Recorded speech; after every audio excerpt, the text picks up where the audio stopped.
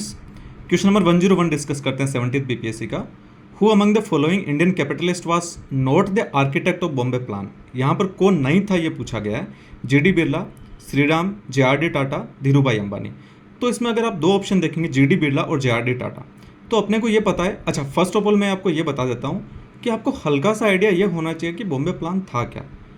तो I think सब लोगों को पता होगा 1940s 45 50 उसी के आसपास, एग्जैक्ट मुझे ईयर नहीं पता है। उस टाइम पे कैपिटलिस्ट लोगों ने एक प्लान इंट्रोड्यूस किया था। आई थिंक ये इकोनॉमिक डेवलपमेंट से रिलेटेड था, एग्जैक्ट मुझे नहीं आइडिया है इसके बारे में, बट ये ऐसा ही कुछ था। तो ये इंडिपेंडेंस के आसपास बना था। तो ऑब्वियसली जो भी इसमें पार्टिसिपेट करेंगे वो फ्रीडम फाइटर्स होंगे या फ्रीडम फाइटर्स को सपोर्ट करने वाले होंगे। तो उस टाइम पर आपका नाम, ये जो भी इसको सपोर्ट करेंगे इनका नाम अपन लोगों ने कहीं ना कहीं सुना होगा। तो आप अपन लोग इसमें देखेंगे GD Birla and JRD Tata, ये दो नाम ऐसे हैं जो डेफिनेटली मॉडर्न इंडियन हिस्ट्री अपन लोग पढ़ते हैं तो ये नाम सुनते हैं। तो ए एन सी तो होंगे, बट ये नहीं का पूछ रहा है। तो लेट से कि ये भी फिर भी कुछ आइडिया नहीं, श्रीराम वगैरह, श्रीराम कौन है उनका आइडिया नहीं लग रहा है। लेट से मैं बोलता हूँ ये भी नहीं पता है कि जीडी बिरला कौन थे, जेआरडी टाटा कौन थे।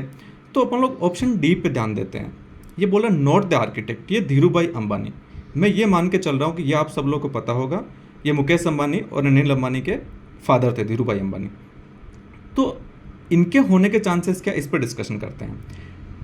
मुझे लगता है कि मैक्सिमम आप लोगों को पता होगा, जब धीरूभाई अंबानी की डेथ हुई थी तो काफ़ी वाइड स्प्रेड मीडिया कवरेज हुआ था।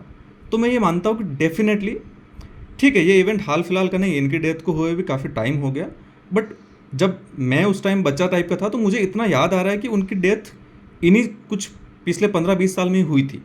तो मेरी नॉलेज में था कि जब उनकी डेथ हुई थी तो वो टेलीविज़न वगैरह पे आया था इस टाइप का। तो मैं डेफिनेटली बोल सकता हूँ कि आप लोगों में भी कई लोगों को आइडिया होगा कि धीरूभाई अंबानी की डेथ का न्यूज़ के बारे में पता तो होगा।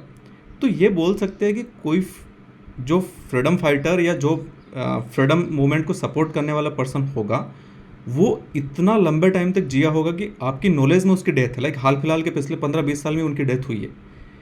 एंड ये चीज़ भी सोचो, चलो ठीक है वो पर्सन जी भी सकता है, लेकिन जब उन्होंने बॉम्बे प्लान जिन लोगों ने भी बनाया होगा वो लोग भी तो काफ़ी सीनियर और एक्सपीरियंस्ड होने चाहिए ना।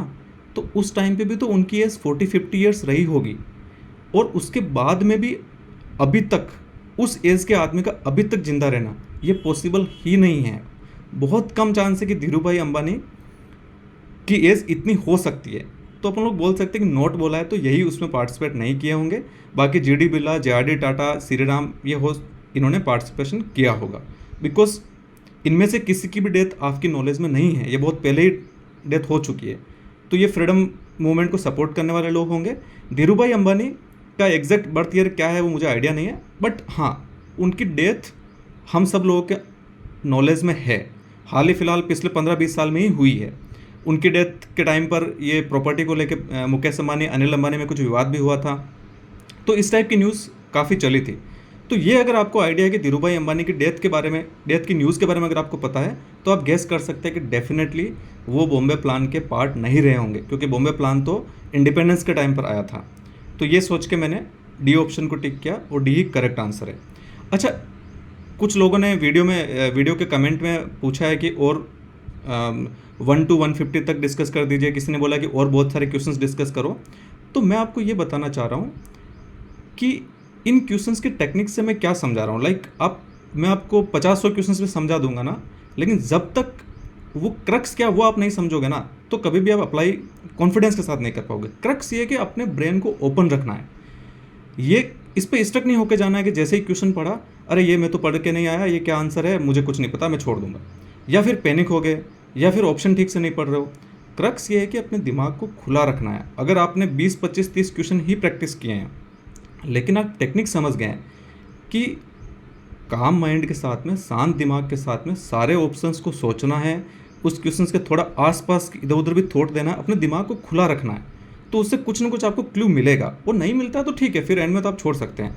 बट ये जितने भी मैं क्वेश्चंस प्रैक्टिस करवाया हूँ, ऐसा कोई फिक्स टेक्निक नहीं है कि यही टेक्निक यहाँ काम कर जाएगा, यही यहाँ काम कर जाएगा। हाँ, कुछ कुछ टेक्निक्स है जो हमेशा काम करती है। बट अब जैसे 101 ये क्वेश्चन मैंने अभी डिस्कस किया धीरूभाई अंबानी वाला, इसमें तो ऐसी कोई टेक्निक नहीं है। बट अपने दिमाग को आप खुला रखेंगे तो आप गेस कर सकते हैं कि कौन सा ऑप्शन हो सकता है, कौन सा नहीं हो सकता है। एक रफ आइडिया आपको लग जाएगा। मैं अपने से ट्राई कर रहा हूँ, जितने क्वेश्चंस डिस्कस कर पाऊँ वो कर दूंगा। बट आपको मेन नंबर ऑफ क्वेश्चन से ज़्यादा इस चीज़ पे ध्यान देना है कि लॉजिकल गेस किया कैसे जाता है, ये टेक्निक अप्लाई कैसे की जाती है, उस पर आपको ध्यान देना है। और वो यही है कि क्वेश्चंस को शांत दिमाग से पढ़ना है और अच्छे से ओपन माइंड के साथ में सारे ऑप्शंस को रीड करना है।